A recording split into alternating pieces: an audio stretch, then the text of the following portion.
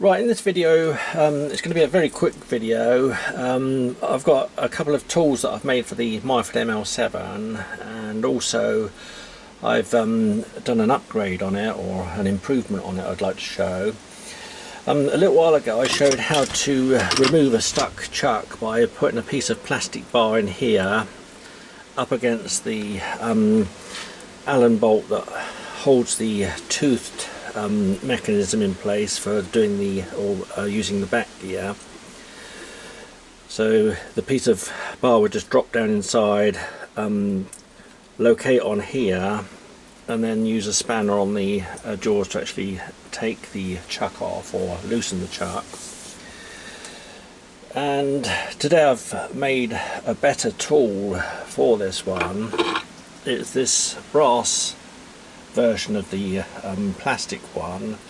I've made it larger diameter, and it has a section here with a cone on the end, and that one drops down in the headstock here, and the cone locates in the Allen bolt that holds the headstock onto the lathe, so it would actually go down into that one like that.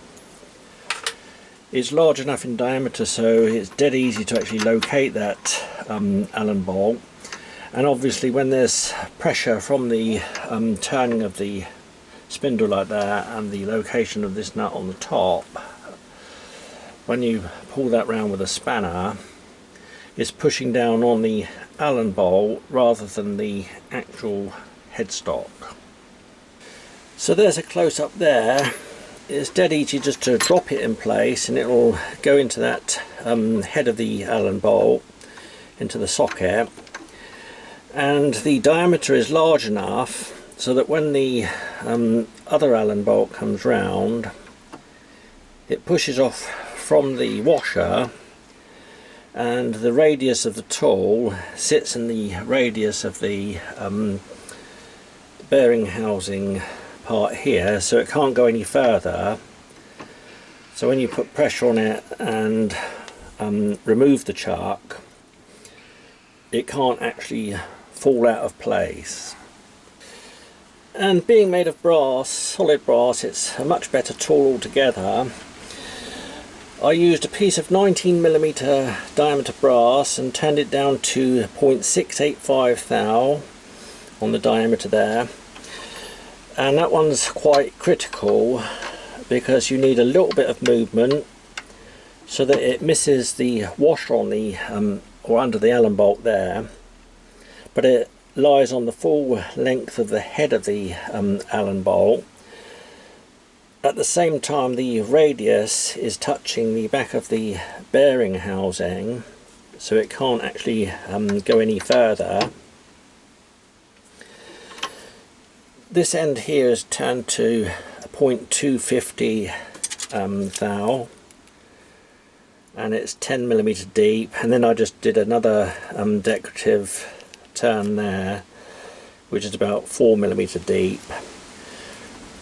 The overall length is 73mm, and about 19mm down from the top I drilled a hole right the way through with a 3.5mm drill. I put a piece of 3mm rod right the way through, put it in the bench vise, heated it up, and run some lead solder down through that hole until it dripped out this end here, so that's locked the handle in there nice and tight. And this not only serves as the handle in which to put it into place quick and easy, so you don't have to put your fingers in there at all, it serves as a hook to go over the nut here at the back, so that it's already available and the tool doesn't get lost. And the cone on the end here is just done with a file, so that it just sits inside the socket of the Allen bolt.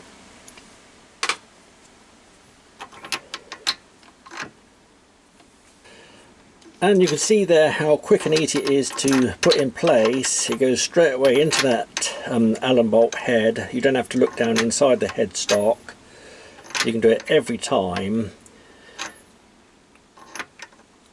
And bring the spindle round, and you can see there that it pushes that off from that washer under the Allen bolt there, and pushes it over into the radius of the bearing housing.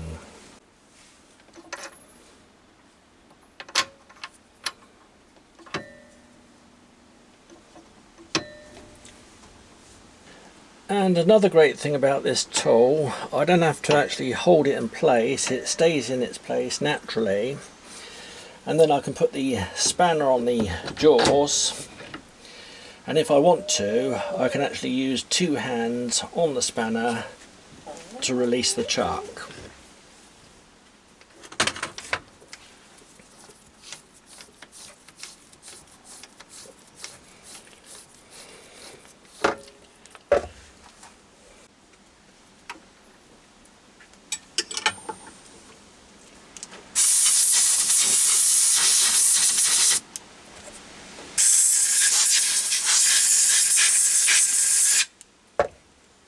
Another thing that I found over the years, the best method to stop the chuck from actually sticking onto the spindle here is to use thick engine oil.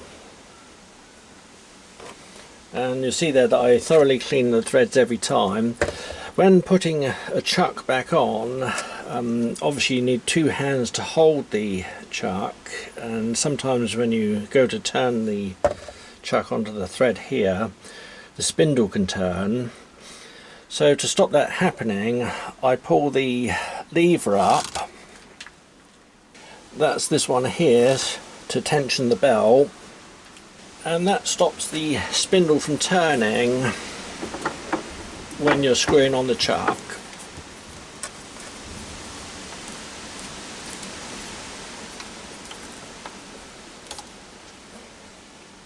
And I've been using this method now for quite a long time, probably about a year.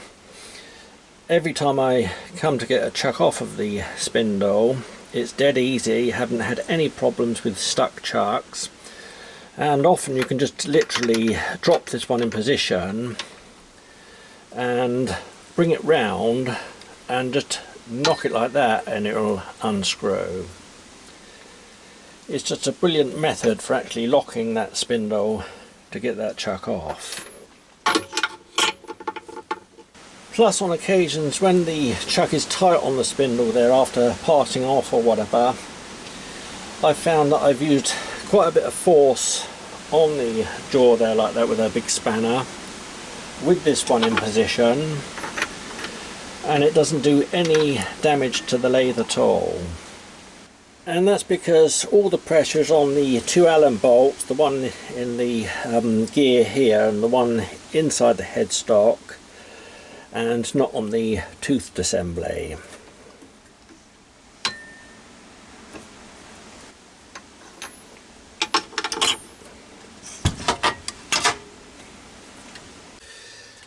The improvement I've done on the lathe is making this copper plate up to go on the front boss here where the sticker normally goes. Those stickers normally wear out after a while and you have to replace them, and they're very expensive.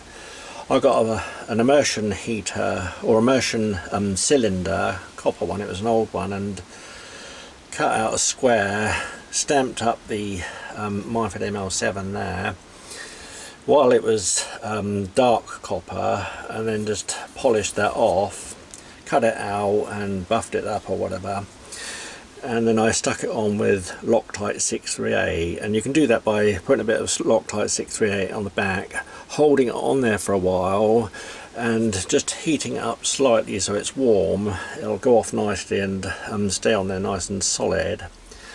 Plus I've put the serial number of the lathe on the top here, and I think that makes the lathe look much better. And if I want to get that one off, maybe for repainting this assembly here, all I have to do is heat this up with a small gas torch, ones like this I use, and just heat it up enough and just put a screwdriver under there and just flick it off. And to make it, I just use a piece of bar like this, and that's the same size as the boss end, and I put that on the copper and drew round it, and then cut it out with some tin snips. And just before I go, I'd just like to show a new polishing rod that I've made, or a polishing stick. I usually make these ones here with a saw cut in, so you can put a piece of emery tape in there, or a bit of emery cloth, wrap it round, and then put that inside the bore, and you can polish the component without damaging your fingers or whatever. This one here I made out of an old fire poker, put a ball on the end, and I've turned down this end here to a diameter so that it accepts those drum sanders from the Dremel tools. So I can push that one on and it goes up against the shoulder nice and tight, and then I can put it into the bore easily and do the polishing.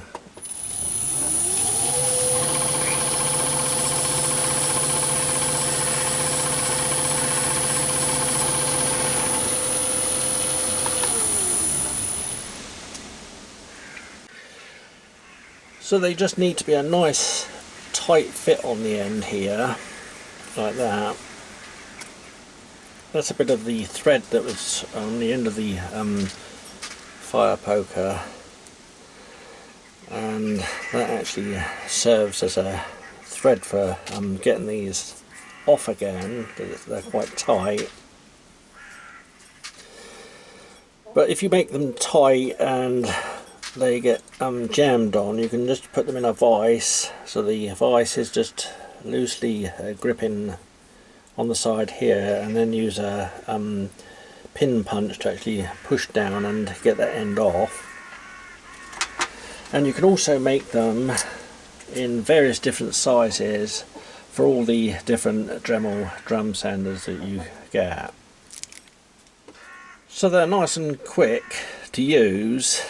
But you don't have to actually hold the emery tape like in the slotted one. Normally when you go up to the bore, you have to hold it in position, or put a piece of tape around the end here to hold it in position so that you can get it into the bore first. These ones you don't have to, and as soon as they're worn out you can just take them off and replace them with a new one. And these are very low cost to buy.